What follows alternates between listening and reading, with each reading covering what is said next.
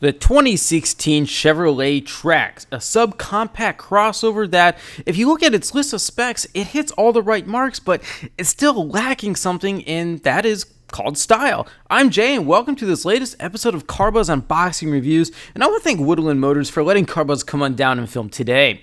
So, the Chevrolet Trax, you see a lot of these on the road, and for a very good reason, because this is an all-around excellent subcompact baby crossover SUV, whatever people are calling crossovers and SUVs these days. Now, it was first launched in the US for the 2014 model year, and it's based off the same front-wheel drive platform as the Chevrolet Sonic, which is sold as both a sedan and hatchback. So, essentially, the Trax is sort of a raised version of the Sonic for a bit more money. Now, it's also the corporate cousin of the Buick Encore, but in my opinion, the Chevrolet Trax is still the better overall value. Again, same platform, same engine, same transmission, but for less money. So, unless you want that Buick nameplate, I don't know, you may not need it if money really matters to you here, because the Trax is an overall very complete package. Now, I'll get to more interior details in just another moment or so, but you can tell that it's a little plain Jane in my opinion, that interior. And same kind of goes for the exterior as well. Now, for 2017, Chevrolet has given the Trax a mid-life refresh, so it has a new front end and a redesigned dashboard, but overall, the car's dimensions, engine, transmission still all remain exactly the same. So they call this interior jet black with a light titanium trim. Actually, there is no real titanium metal in here. And yeah, like I said, it's very basic. And compared to other Chevrolet models now, such as the new Malibu and the Impala that I recently reviewed, those cars both have excellent interiors. And you know, it's a little bit of a shame that Chevrolet didn't invest a little bit more in terms of its design team with the Trax. Like I said, it's a little plain Jane for me. But you still get a nice amount of standard interior features, such as a 7-inch colored touchscreen. You got 15 interior storage cubbies, trays, bins, and cup holders, and also upper and lower glove boxes. In terms of connectivity, 4G LTE Wi-Fi hotspot, OnStar remote app link, a USB port. You get a lot of the basic connectivity issues that people demand these days. Now, for 2017, they've upgraded the Trax with Android Auto and Apple CarPlay compatibility, but this one does not have it.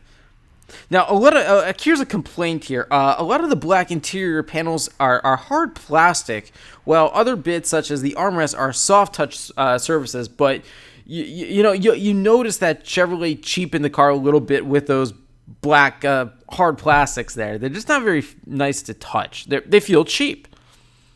Now, this interior here, the rear seat. Now, this is another really good thing about the Trax that I liked. It's spacious. From the outside, it doesn't look like it's a very spacious vehicle, but when you step in, yeah, it does. I think a lot of people will be surprised by that.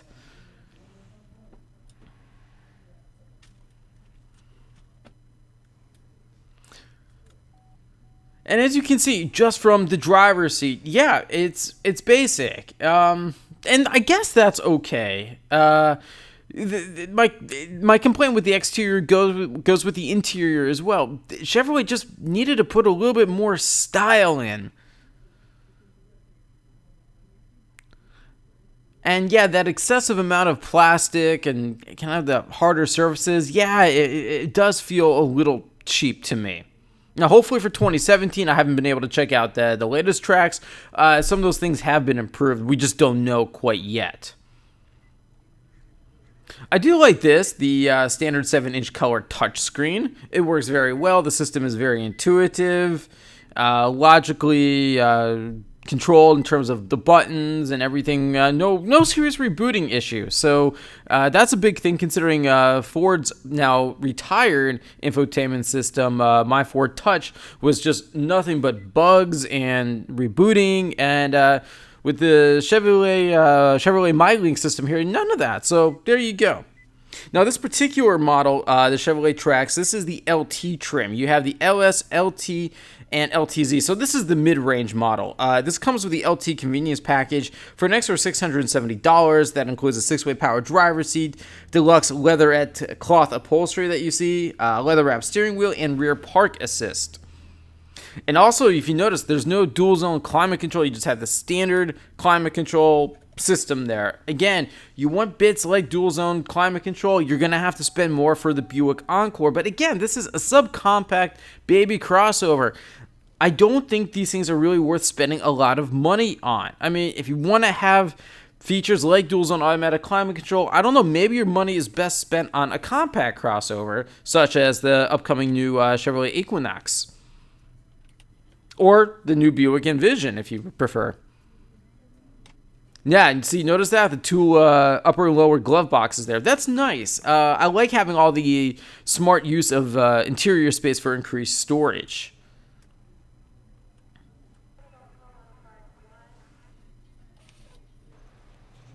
All right, so let's talk some safety here. Now, this is another really strong suit about the Trax, is it's a very safe vehicle. In fact, it got a 5-star overall score on the U.S. government crash test.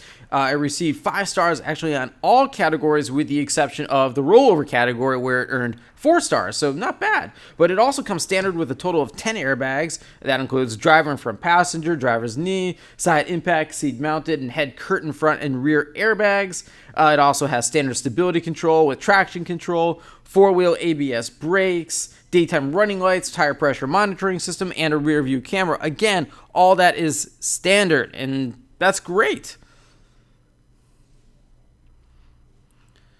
And here you have that 6-way power driver's seat, part of that $670 convenience package there, which, yeah, I think I would go for that. Having a power driver's seat, I think for people shopping in subcompact crossovers, it's going to be something they want. Now, this particular model is also all-wheel drive. Now, what's cool is you can get all-wheel drive on all 3 trim levels of the Trax for an extra $1,500. And that's great.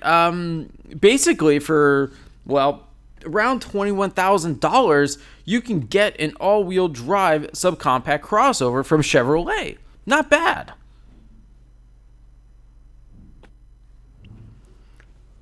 Now take a look at this interior space. Yeah, you don't have the most amount of knee room, but we're really surprised just by how spacious it was. Is it, a Mercedes ML class? No way, not even close. Well, look at that. That's pretty sufficient. In fact, there is a grand total of 93 cubic feet of passenger space alone. Not bad for a subcompact crossover. And of course, if a taller 6-foot adult can fit here, so can a baby seat. But in fact, a 6-foot adult can easily be comfortable in the rear seat when there is a 6-foot passenger in the driver front passenger seat in front of them. It's not a problem. In terms of cargo space here, you got a total of 19 cubic feet of space, and then if you fold the 60 by 40 split folding rear seats flat, 48 cubic feet. So I think for a lot of people that this is a pretty sufficient number. Now, if a family needs a larger vehicle, such as a minivan or a 3-row crossover, obviously this is not ideal. But I think for a lot of younger buyers out there who want a crossover for just some, they like to sit up higher, they like the flexibility with the storage here, this is a great choice.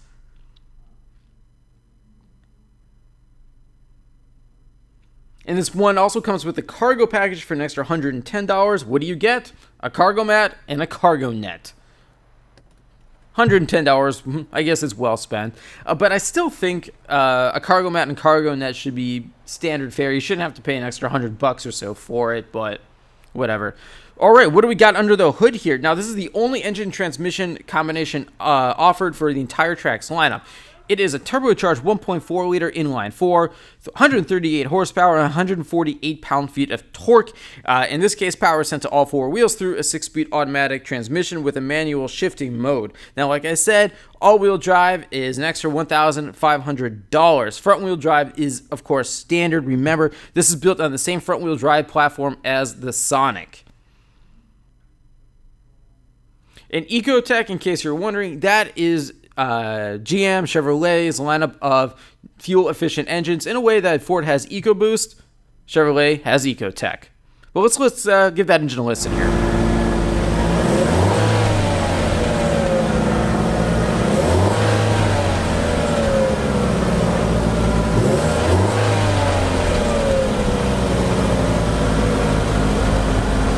Alright, performance. Well, 0 to 60 miles per hour in 9.4 seconds. Top speed is about 115 miles per hour. Fuel economy, 24 miles per gallon in the city, 31 highway, and a combined 27. Vehicle weighs just under 3,300 pounds. Now, going back to that 0 to 60 time, 9.4 seconds. That's slow. Even if you put the pedal to the metal, when you're trying to cruise on the highway, you feel like you're going slow. It just doesn't accelerate enough. I think, and this is my opinion here, is if Chevrolet added, say, another, 40 or 50 horsepower or so, it would make a huge world of difference. Now, from my understanding, again, for the 2017 updated Trax, that has not been done, and I'm really kind of disappointed that they didn't, because this car is screaming for about an extra 40 or 50 horsepower. Now, the exterior design. Now, like I said, the interior design kind of plain Jane. Same thing goes with the exterior. It's just okay. Again, for 2017, the front end has been redesigned with Chevrolet's most recent design language. And if you've seen it, yeah, it looks better, but it doesn't change the overall appearance and stance of the Trax really whatsoever. Now, this one is also painted white pearl tri-coat. And they want $645 for that updated white paint. Okay. I don't think white paint is worth an extra $645 in my opinion. Becomes standard with 16-inch aluminum wheels, halogen headlamps, roof rack and side rails, and a compact spare tire. Now, if you were to go to the LTZ, the top of the line trim, you get 18-inch wheels, but I think these 16 inches are just fine. But I don't like the wheel covers, though. They look very, I don't know, old, kind of lame, like almost like from the 1990s styling. There's just so much more to this exterior and interior for that matter that Chevrolet could have done that they just didn't. But if you look at just overall packaging in this vehicle on paper, it is a smart buy. So, and how does it drive? Well, again, the acceleration is kind of slow, but it does have a good steering and body, and the body roll is nicely controlled, but it's nowhere near as much fun to drive as, say, the Mazda CX-3 or even the Jeep Renegade. And speaking of competitors, what are they? Well, aside from the CX-3 and Renegade, you also have the Kia Soul, Nissan Juke, Fiat 500, the Honda HR-V, and the, of course, the Buick Encore, and also the upcoming Ford EcoSport, which I just reviewed at the 2016 LA Auto Show. I encourage you to check out that video review as well. So pricing here. Now, a base price of 2016 and 2017 Ford Trax is around $21,000. The mid-range LT that you see here begins at $24,145. Now, our car has $1,425 in options, plus an $895 destination fee, and then there was a few dealership savings. Grand total, $26,290. Yeah, I think that's a fair price. That's reasonable. I don't think the going for the top of the line LTZ, which I believe is now called a Premier trim for 2017, is worth the extra about $2,500 or so. I think you get most of what you want here for just over $26,000.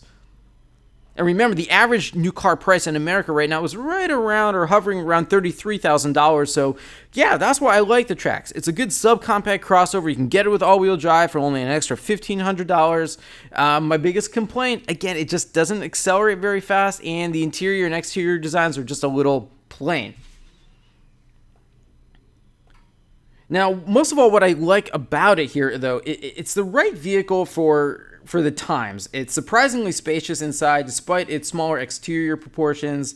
And you can get, like I said, all-wheel drive on every trim level, and it has great safety ratings, and the overall value is excellent here. Again, what don't I like? Well, again, I'll mention the cheap plastic along the door panels. The exterior and interior design is a little dated, and yeah, it just needs more power. But I'm out of time for today, so thanks for watching, everyone. If you have any more questions for me, just leave them in the comment section below. Any suggestions for future unboxing reviews you'd like me to do, just leave those in the comment section too. And be sure to subscribe to the Car Buzz Unboxing YouTube channel. So until my next review, thanks for watching, and I'll see you all next time.